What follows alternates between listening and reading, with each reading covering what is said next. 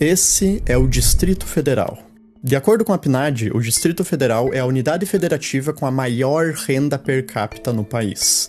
R$ 3.300 por mês por habitante, quase o dobro da média do país. Dentro do Distrito Federal, a região mais nobre é o Lago Sul. Com um pouco mais de 26 mil habitantes, a renda média de um morador do bairro é de aproximadamente R$ 23 mil por mês, segundo dados da FGV Social. O que faz do Lago Sul não só o bairro mais rico do Distrito Federal, mas também de todo o Brasil. Em média, um habitante do Lago Sul é tão rico quanto um habitante da França, Reino Unido ou Nova Zelândia. Do outro lado, nós temos a cidade estrutural. Com um pouco mais de 45 mil habitantes, essa é a região mais pobre do Distrito Federal. Com uma renda média de R$ 486 por pessoa, os moradores da estrutural são tão pobres quanto habitantes do Iêmen ou do Zimbábue. E essa desigualdade de renda tem um impacto profundo na vida dos habitantes dessas duas regiões. Enquanto a expectativa de vida no Lago Sul passa de 80 anos, na estrutural ela mal chega a 73. Enquanto 90% das residências no Lago Sul têm internet banda larga, só 38% na estrutural tem o mesmo acesso. Um quarto da população da estrutural ainda sofre com esgotamento a céu aberto, enquanto que no Lago Sul isso não é um problema.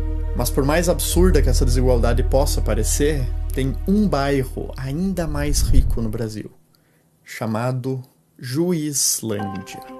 Nessa nobríssima região vivem aproximadamente 18.200 excelentíssimos habitantes. Apesar de ser um bairro pequeno perto de outros pelo Brasil afora, ele é uma potência econômica. Em média, cada habitante da Juizlândia recebeu ano passado R$ 59 mil por mês líquidos, mais que o dobro dos rendimentos dos moradores do Lago Sul. Com essa renda, cada habitante da Juizlândia ganha mais que o dobro do que um americano, e é mais rico do que os habitantes de Luxemburgo e Liechtenstein, dois dos países mais ricos do mundo. Na verdade, se a Juizlândia fosse um país, ela seria o segundo país mais rico do mundo, atrás em riqueza somente de Mônaco, um paraíso fiscal europeu conhecido pelos seus cassinos, bancos sigilosos e iates multibilionários. A Juizlândia, é claro, não é um bairro que exista de verdade. Na realidade, ela é a representação de todo o grupo de 18.265 juízes e desembargadores ativos no Brasil. Cale a boca, senhora! Sente-se! Retira daqui agora. O senhor tá inseguro, doutor. O senhor parece o poodle latindo pro pitbull. Um país ainda tão pobre quanto o nosso, a elite do judiciário forma uma casta à parte. Uma verdadeira aristocracia togada que compromete não só o dinheiro público, mas toda a nossa economia. Aliás, nós prendemos, tem gente que solta. Nesse vídeo eu vou te mostrar como o judiciário brasileiro se tornou um dos mais caros e ineficientes do mundo. E como que isso importa tanto pro seu bolso, mesmo que você nunca tenha pisado num tribunal.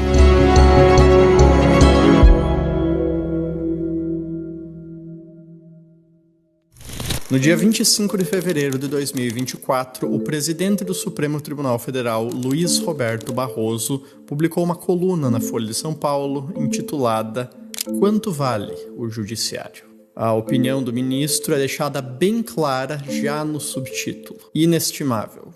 Justiça não se mede em dinheiro. O texto é uma reação do ministro contra a onda de insatisfação com o custo e os privilégios que o judiciário brasileiro acumula, que, sinceramente, você não precisa nem se esforçar muito para encontrar.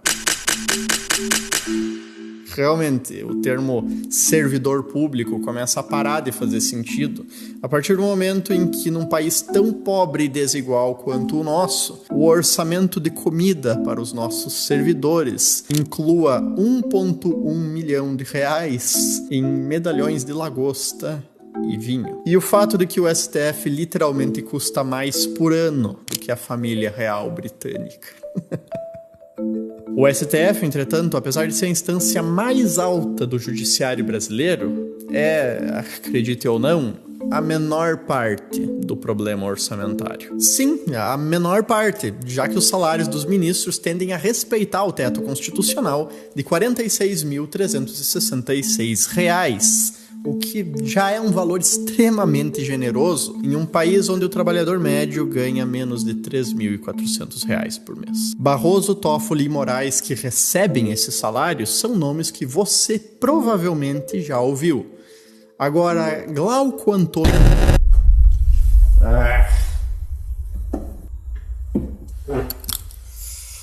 Bom, por motivos de segurança pessoal, é melhor eu não citar esses 10 nomes aqui. Mas esses são os 10 juízes e desembargadores do Tribunal de Justiça de Rondônia que, em fevereiro do ano passado, ganharam cada um mais de R$ 1 milhão líquido nas suas contas. R$ 1 milhão, já descontado todos os impostos, num único mês. Esse vídeo já é perigoso o suficiente para eu estar fazendo, então eu não vou citar os nomes aqui.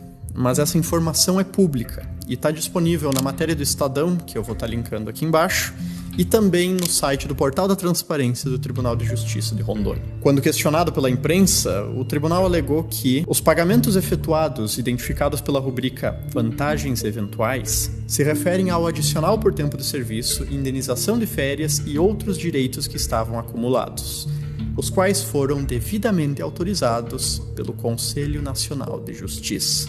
Essas vantagens eventuais e indenizações são a ferramenta através do qual um juiz ou desembargador, que deveria ganhar pela lei no máximo R$ 46.300, conseguem ganhar mais de 1 milhão. A grande sacada do judiciário brasileiro, não contente em conseguir comprar uma casa por ano com o seu salário, foi acumular esses penduricalhos. Como, por exemplo, auxílio moradia de R$ 4.300 por mês, mesmo para juízes que já têm casa própria, auxílio alimentação, auxílio saúde, auxílio creche, adicional por tempo de serviço, licença prêmio não gozada, indenização por férias não gozadas, gratificação por acúmulo de função, ajuda de custo para mudança e gratificação por convocação ao tribunal.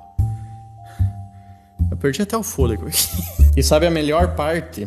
Como esses auxílios, vantagens e verbas indenizatórias são considerados como benefícios e não como parte real do salário, a maioria deles não paga 1 centavo de imposto. O resultado disso é o atentado contra o bom senso que essa pirâmide representa. 63.816 juízes e desembargadores recebendo mais de R$ 100 mil por mês. Mais que o dobro do teto constitucional. Dizer que essas pessoas vivem numa realidade paralela, num país onde metade da população não tem acesso a coleta e tratamento de esgoto nas suas residências, é um eufemismo. E se essa falta de tato não é óbvia da parte do Barroso, bom, pergunta a qualquer juiz ou promotor o que eles acham sobre o tamanho do próprio salário, que vocês provavelmente vão ouvir algo como isso aqui. Vários fake news falando que juiz ganha 200, 400 milhões de reais. Eu brinco quando eu leio isso, que alguém está ficando pelo menos com grande parte do meu salário. Isso aí é uma campanha difamatória mesmo que vem sendo realizada. Salário, o subsídio, na verdade, fica em torno de R$ 24.100 líquido. Aí nós temos por volta de R$ 5 mil, que é auxílio alimentação e auxílio saúde, e algumas outras verbas que vêm sendo pagas, que são indenizatórias, que são autorizadas pelo Supremo e pelo CNJ, ou seja, não existe nenhuma ilegalidade em relação a isso. Então, com tudo isso, chega em média aí de R$ 45 mil líquido. E tem uma boa aposentadoria, então? Não, infelizmente não. Devo ganhar aí pelo menos só metade desse valor que eu acabei de falar. E quem está entrando atualmente na magistratura é um absurdo, porque vai ficar aí 40 anos trabalhando e vai aposentar com o teto do INSS, que hoje é 7 mil. Ou seja, ninguém vai querer ser mais juiz. O problema todo é esse, né? É curioso a entrevista da juíza na rua, que um juiz que entra a partir de agora recebe só 7 mil reais por mês. Bom, para a infelicidade de todos nós plebeus, essa precarização não atinge juízes que já entraram na carreira. Um juiz aposentado hoje ainda recebe, em média, 35 mil reais mensais, enquanto que a aposentadoria média de um trabalhador do INSS é de R$ 1.863 reais mensais para aposentadorias urbanas e de R$ 1.415 reais para trabalhadores rurais. Mas essa média aí também esconde muitas aberrações. Por exemplo, em 2024, 8 dos 10 juízes mais bem pagos do Brasil eram aposentados. Esses juízes aposentados, aliás, todos vinculados ao Tribunal de Justiça de Rondônia, o Tribunal de Justiça de Rondônia, receberam entre 2 milhões e 2,5 milhões cada um nas suas contas bancárias. Você consegue imaginar você estar sentado sem fazer porra nenhuma e simplesmente, do nada, pingar 2 milhões na sua conta? Você se sente ofendido, indignado com esses privilégios, talvez? Pois deixa eu te lembrar que a maior punição que um juiz pode sofrer para quando ele comete alguma infração grave não é ser demitido como qualquer outro servidor público normal, mas sim é a aposentadoria compulsória. Essa terrível punição custa aos cofres públicos a bagatela de 59 milhões de reais por ano. E nos últimos 15 anos a Justiça aposentou 123 juízes dessa maneira, pelos mais variados motivos, desde corrupção passiva até assédio sexual. Um dos casos mais recentes inclui um juiz federal que comprou fazendas no valor de 33 milhões de reais, mas não conseguiu comprovar a capacidade financeira para ter construído esse patrimônio. Depois da punição, o juiz encerrou a sua carreira aos 58 anos de idade, milionário, aposentado, recebendo do Estado brasileiro até o seu falecimento. E bom, para você só resta pagar a conta e não reclamar. O Brasil gastou cerca de 133 bilhões de reais com o sistema judiciário só em 2024. Para colocar isso em perspectiva, isso é mais de 60% do orçamento federal para a saúde, 20% a mais do que todo o gasto federal com educação e é mais do que o PIB de 6 dos 7 estados do Norte e 6 dos 9 estados do Nordeste. De fato, o gasto do judiciário é tão grande que ele supera o PIB do Acre, Amapá, Roraima e Tocantins juntos. A comparação internacional é ainda pior. O judiciário brasileiro custa cerca de 1,3% do PIB, mais que 4 vezes a média mundial. É o segundo judiciário mais caro do mundo, atrás só de El Salvador. Na sua coluna na Folha de São Paulo, o ministro Barroso defende o custo desproporcional do judiciário, dizendo que a justiça brasileira é provavelmente a mais produtiva do planeta. Na realidade, o Brasil gasta 10 vezes mais com o judiciário do que os americanos e 4 vezes mais que os alemães. Por que o Ricardo entrou embaixo da mesa ali, doutor? E mesmo assim, a gente tem 3 vezes menos juízes per capita do que a Alemanha e os nossos julgamentos demoram de 3 a 10 vezes mais tempo para sair do que lá. Os nossos magistrados estão entre os mais bem pagos do mundo e a nossa justiça entre uma das mais lentas do mundo. O tempo médio para a resolução de um processo pendente no Brasil é de 4 anos e 3 meses na Justiça Federal, 4 anos e 5 meses na Justiça Estadual e, no caso das execuções fiscais, o tempo médio chega a 7 anos e 9 meses. Para comparação, o tempo médio para a resolução de um processo na França, que tem um dos sistemas de justiça mais lentos da União Europeia, é de 1 ano e 8 meses. Na Coreia do Sul é de apenas 5 meses. E toda essa demora, muitas vezes aliada com interpretações bastante criativas das nossas leis por juízes Brasil afora, acaba gerando um custo ainda mais alto para a sociedade, aumentando a imprevisibilidade das decisões e gerando aquilo que nós economistas chamamos de insegurança jurídica. Um estudo da FEComércio de São Paulo estimou que o custo direto da insegurança jurídica no Brasil para as empresas ultrapassa 9 bilhões de reais, em razão das leis ambíguas e decisões judiciais que frequentemente divergem da legislação vigente. Para o ministro Barroso, essas queixas são infundadas. E há, abre aspas, uma certa lenda de que haveria insegurança jurídica no Brasil. Enquanto isso, o STF, como colegiado, determinou que pode cobrar retroativamente impostos, caso ele mude a sua interpretação de decisões tributárias já julgadas e nas quais não cabe mais recurso. E o ministro Toffoli, em decisão monocrática, suspendeu uma multa de mais de 10 bilhões de dólares da JF, empresa dos irmãos Wesley e Joesley Batista, da qual a sua esposa, Roberta Rangel, é advogada. O custo de oportunidade do orçamento faraônico do judiciário também é algo extraordinário.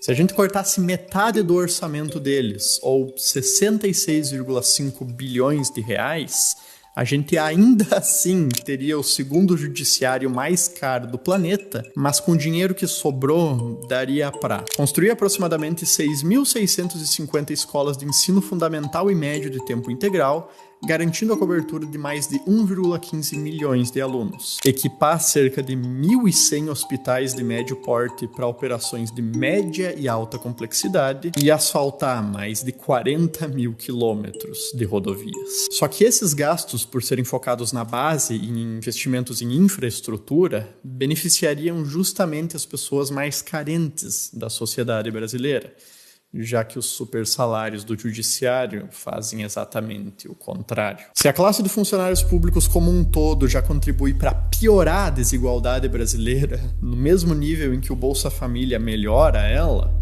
o estrago que um juiz em início de carreira, que já sai ganhando mais do que 99% da população brasileira, faz na concentração de renda nesse país, é provavelmente só tão grande quanto o ego característico de alguns membros da mesma classe. Sim, quem é a empresa? Senhor Leandro, eu chamei sua atenção, o senhor tem que responder assim: o que a senhora deseja, excelência? Responda, por favor. Oi, eu não entendi. Desculpa. Eu chamei sua atenção. O senhor tem que responder assim: o que a senhora deseja, excelência?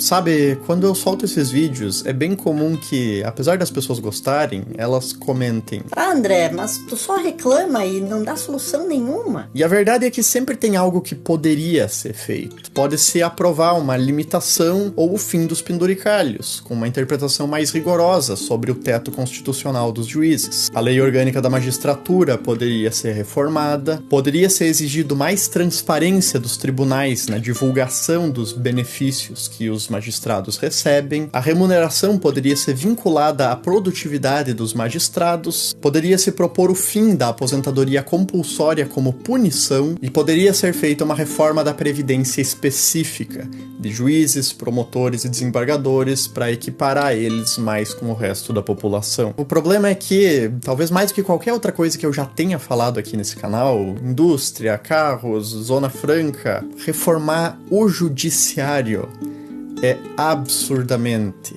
mais difícil. Vamos pegar a aposentadoria compulsória como exemplo. A PEC número 3 de 2024 propõe a extinção da aposentadoria compulsória como punição para juízes, promotores e militares. Perfeito! Mas a proposta já está há mais de 1 ano em tramitação no Senado e sequer saiu da Comissão de Constituição e Justiça. E se a gente for se basear no histórico do Legislativo, bom, uma proposta praticamente idêntica a essa, a PEC 53 de 2011, que extinguia a aposentadoria compulsória para juízes e promotores, levou 2 anos para ser aprovada no Senado. Depois disso, ela foi enviada para a Câmara dos Deputados, apensada em outra PEC, e ficou 12 anos sendo tirada de pauta, colocada em pauta de novo, arquivada, desarquivada, na CCJ e sequer foi votada. Você tá brabo? Puto, quem sabe? Sabia que mesmo a esse ponto do vídeo ainda dá pra ficar pior? No dia 2 de dezembro de 2024, o governo encaminhou a PEC número 45, que cortava gastos e restringia um pouco aqueles penduricalhos que resultam nesses salários de 100, 200, 1 milhão acima do teto. Sabe o que os excelentíssimos membros do judiciário fizeram? No dia 4 de dezembro de 2024, os juízes, presidentes de tribunais federais e as dezenas de associações em defesa deles se posicionaram terminantemente contra a PEC e ameaçaram, caso ela fosse aprovada, uma aposentadoria em massa de 40% dos juízes no país inteiro, ameaçando uma bomba previdenciária, uma bomba fiscal, porque se os bonitos se aposentassem, a gente que ia ter que estar bancando o salário quase integral de aposentadoria deles, mais os juízes que iam ter que ser contratados para substituir eles, e uma paralisação do sistema jurídico do país, que não ia funcionar com 40% dos juízes a menos. Não que ele funcione muito bem agora, não é mesmo? E sabe o que aconteceu? No dia 20 de dezembro, 16 dias depois, o Congresso cedeu e esse trecho da proposta caiu.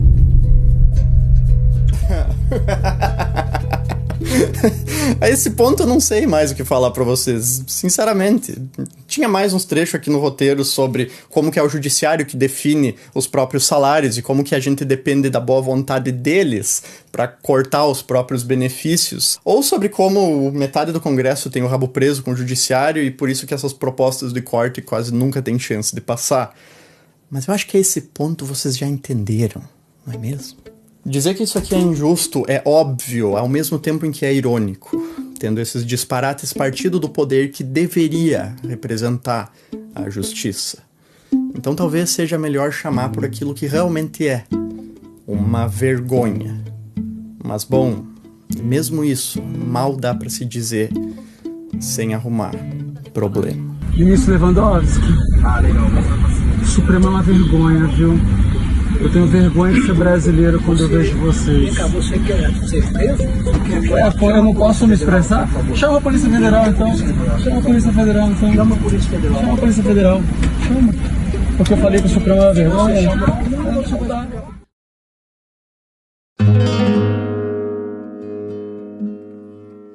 Voltando à coluna do Barroso uma última vez, talvez o valor da justiça seja realmente inestimável.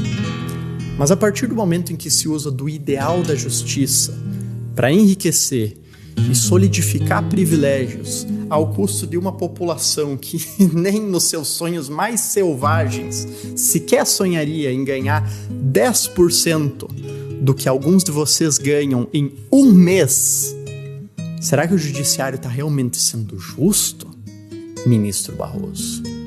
Ou será que ele só virou uma caricatura de si próprio?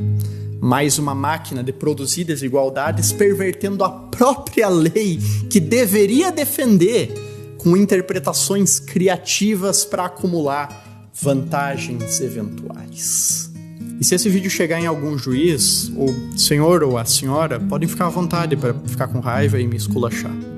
Mas tenta sair da sua bolha de hiperprivilegiados só por 1 minuto e se perguntar: será que 30 mil reais não é o suficiente?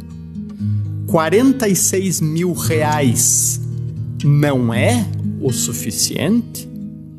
Eu sei que o primo do tio da tua mulher trabalha num escritório de advocacia internacional e tira 200 mil reais por mês. Ou que o teu cunhado tem a fazenda de 15 mil hectares no Mato Grosso do Sul e que perto deles tu realmente não ganha muito dinheiro. Mas tem 99% da sociedade brasileira que ganha menos que tu. Metade deles ia levar 3 anos poupando tudo o que ganha para acumular o que você ganha em um mês.